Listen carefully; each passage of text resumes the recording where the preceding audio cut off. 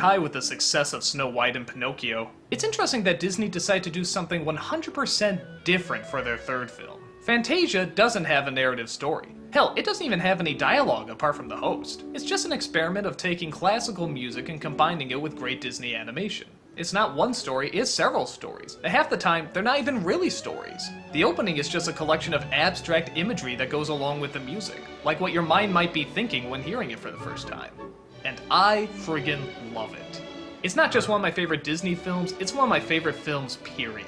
Remember what I was saying before about emotional simplicity? You could argue that this is the film that masters it. Whereas I describe both Snow White and Pinocchio as emotional stories, this is what I like to call an emotional experience. It's not based on narrative as much as moments. And life is made up of very unique moments, so I don't think there's really any problem in putting them together in a movie. Especially if they do get an emotional response. Sometimes, it creates a confusing response, like the one with the dinosaurs. I never know how to feel watching that. Sometimes they're threatening, sometimes they're cute, and then through the course of the piece, they're just gone. I remember as a kid, I had no idea what to think of that. It's just sort of something that happened, and you draw your own conclusions. Some definitely do have a flowing narrative, like the most famous one, The Sorcerer's Apprentice. This is actually how the film came about. Disney just wanted to make this short with Mickey Mouse as a magician. But as the expenses for it got bigger and bigger, they finally just shrugged and said, hey, why don't we do a couple of these and just turn it into a flick? The result is some booming, fantastic music with some booming, fantastic animation. I think sometimes just the falling of leaves can be so much more powerful than the emotional conflict that a character is going through. If the film is done right, it can suck you into something so simple and yet so oddly profound. And Disney animators were great at that. They could find the ballet, the movement, the music, anything that was poetic in, well, really anything. Even just the changing of seasons.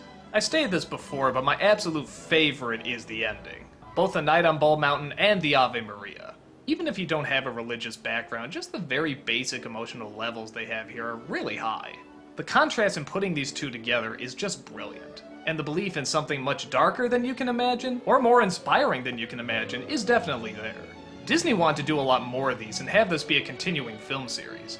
But sadly, the film didn't make the money that it needed.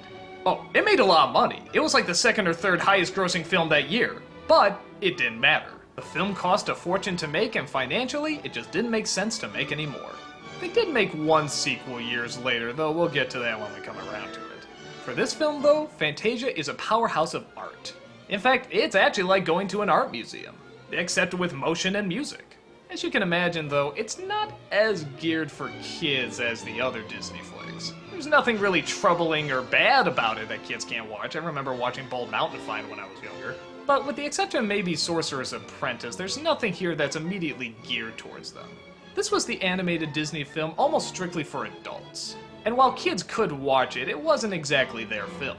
It was more for the grown-ups, and those who love it really love it. And it still continues to be one of my faves.